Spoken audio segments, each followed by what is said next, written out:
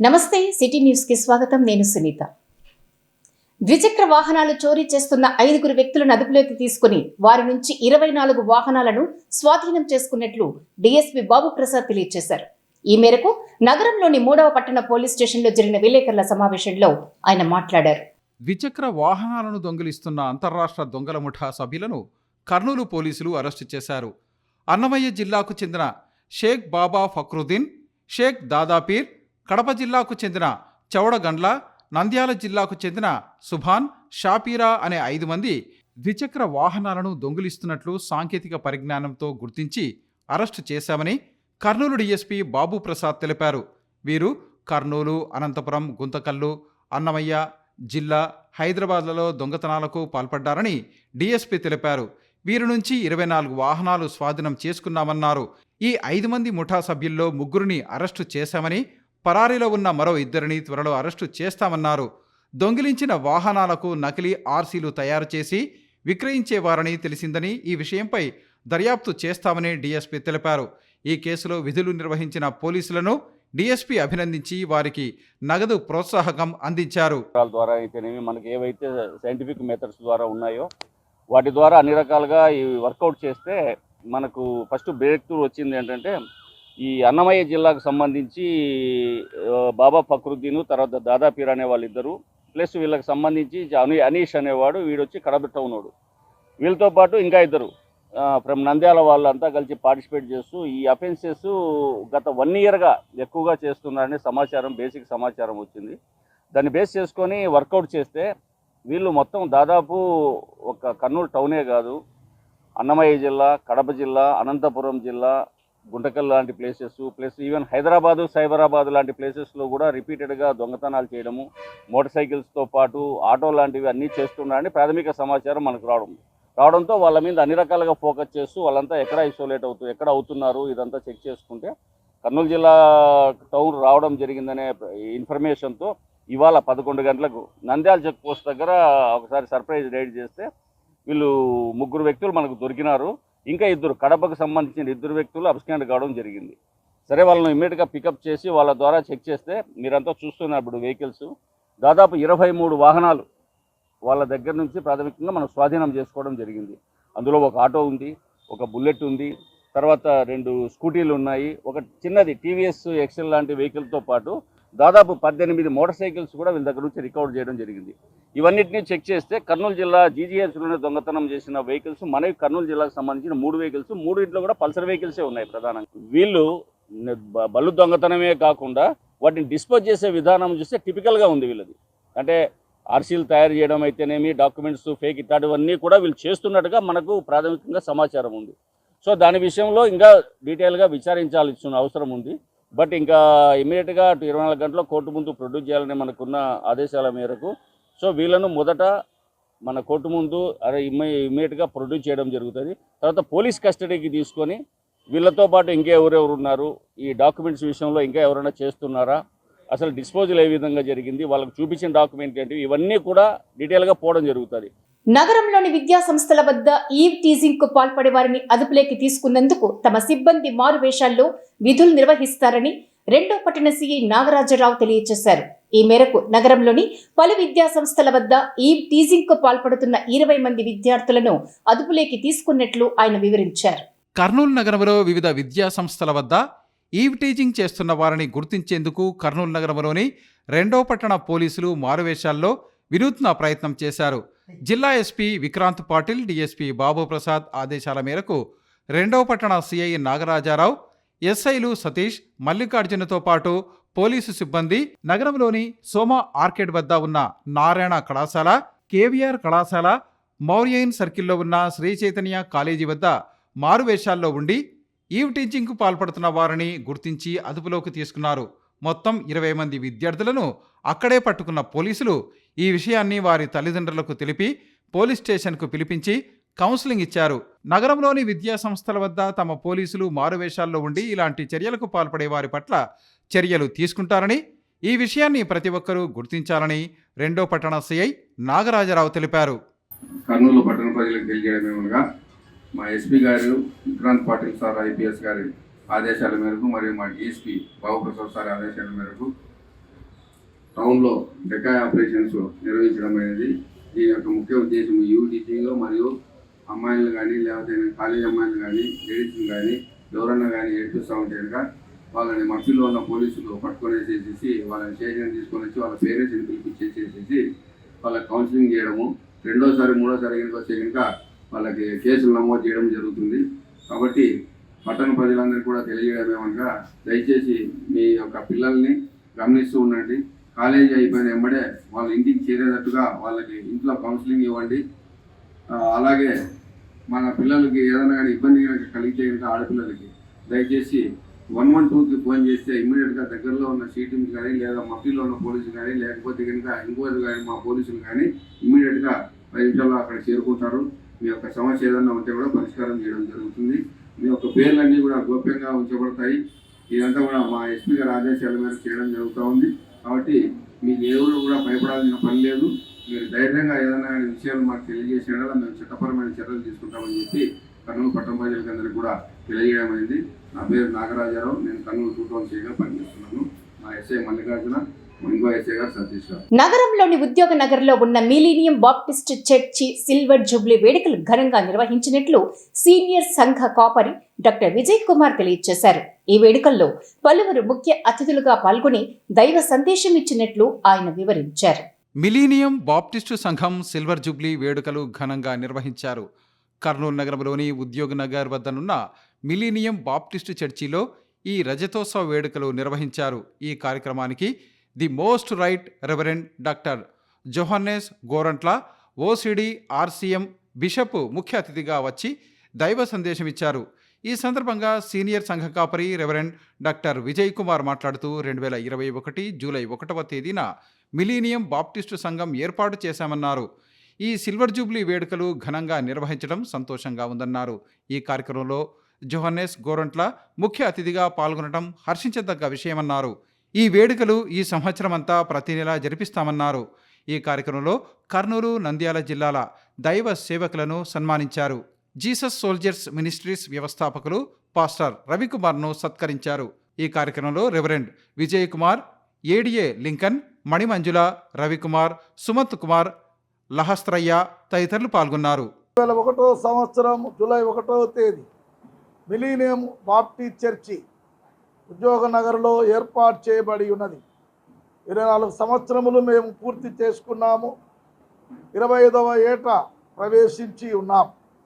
ఈ దినము మరి ఆర్సీఎం బిషప్ తండ్రి గారు the most right reverend doctor జోహన్నెస్ Gorantla OCD గారు మా మిలీనియం బాప్టిస్ట్ సంఘమునకు విచ్చేసి రజతోత్సవ ఉత్సవములను వారు ప్రార్థనాపూర్వకంగా ప్రారంభము చేశారు.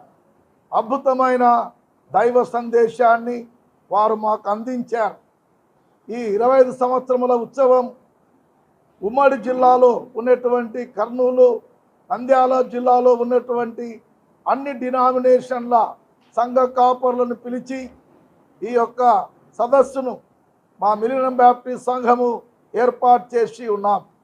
అందుకు దేవునికి స్తోత్రములు చెల్లిస్తూ మరి వేదికపై ఉన్నటువంటి మరి 2 జిల్లాల ఉమ్మడి జిల్లాల మన పాస్టర్ల అసోసియేషన్ ప్రెసిడెంట్లు, సెక్రటరీలు, ట్రెజరర్లు, అదే రీతిగా సంఘముల నాయకులు అందరికీ కృతజ్ఞతలు మేము తెలియజేస్తూ మరి వందనములు సమర్పిస్తూ ఉన్నాం. ఈ సంవత్సరం అంతా కూడా మనకు వచ్చే సంవత్సరం జూన్ 30 వరకు ఈ కార్యక్రమాలు ప్రతి నెల మరి జరిగిస్తామని మీ అందరికి కూడా తెలియజేస్తూ ఉన్నాము. మీ ప్రార్థన సహకారాన్ని కోరుతూ ఉన్నాము.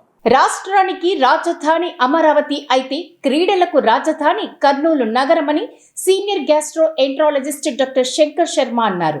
ఈ మేరకు నగరంలోని స్పోర్ట్స్ అథారిటీ మైదానంలో ఏర్పాటు చేసిన ఆట్య పోటీలను ఆయన ప్రారంభించారు.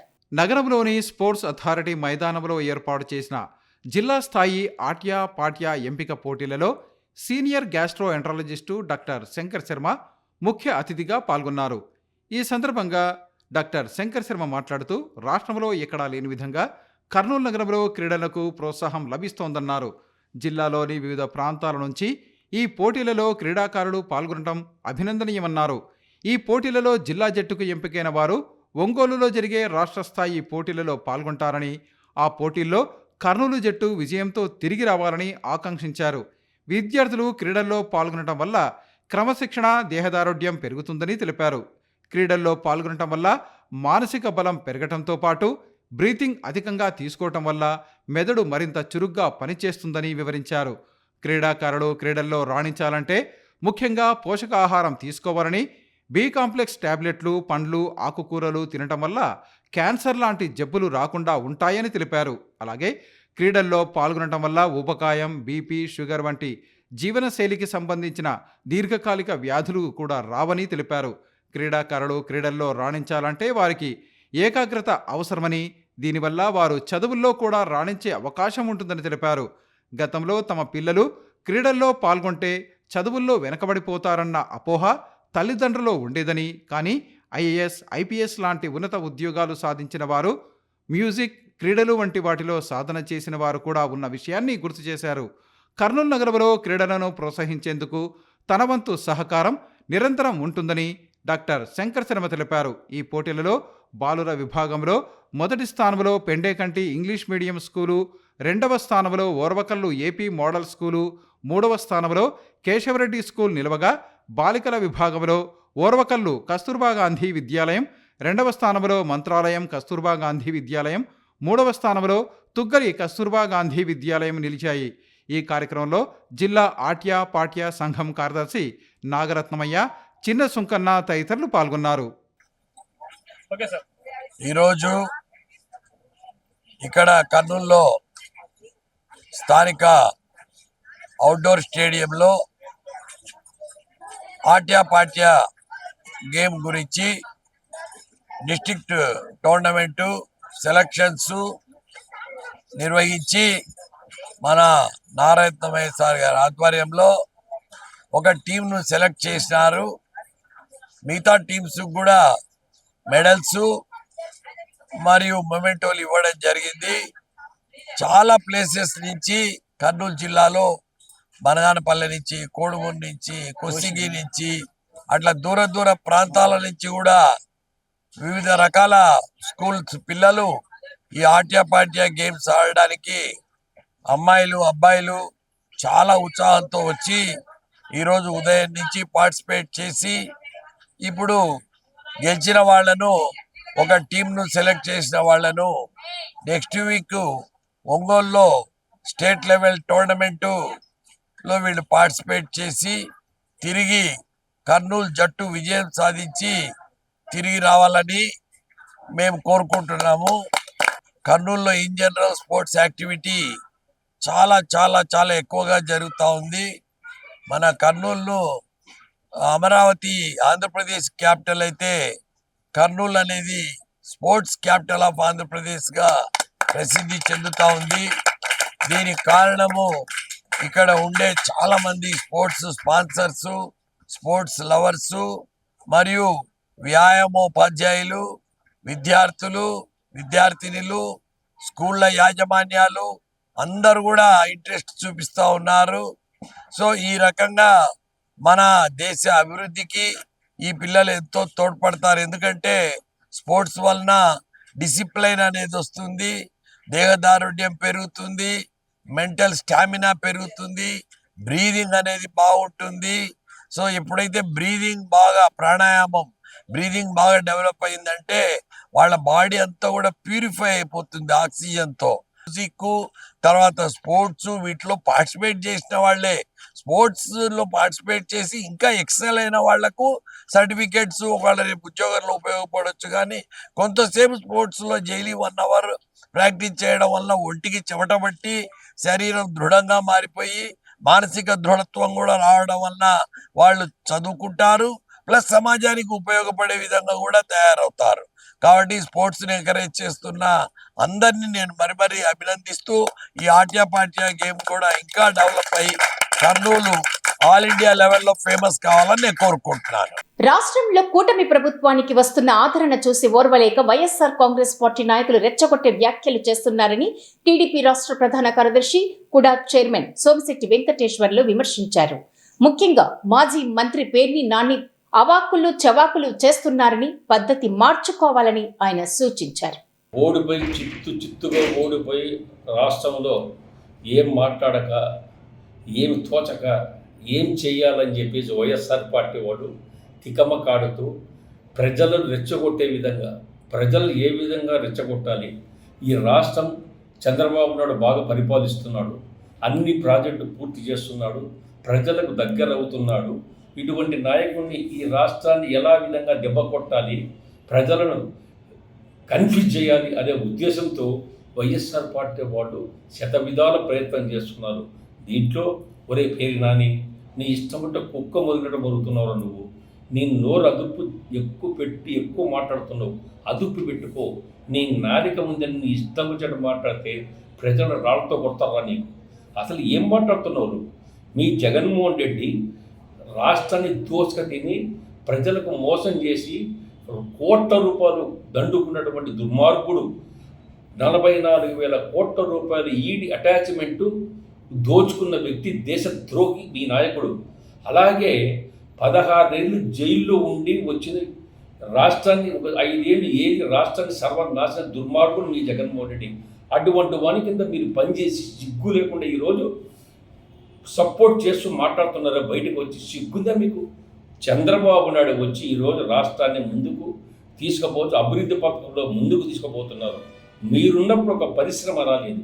చంద్రబాబు నాయుడు ముఖ్యమంత్రి అయితే ఈ సంవత్సర కాలంలో ఎన్నో వచ్చినాయి. ఎంత పడితే అక్కడ పరిశ్రమలు వస్తున్నాయి. చంద్రబాబు నాయుడు నమ్మి పరిశ్రమలు పెట్టేవాళ్ళు ముందుకు వస్తున్నారు. ఇవన్నీ మీకు అక్కస్తో ఇవాళ అల్లాడిపోతున్నారు. ఎందుకురా మీ కడుపు పంట? మీ జీవితం అంతా కడుపు పంటే.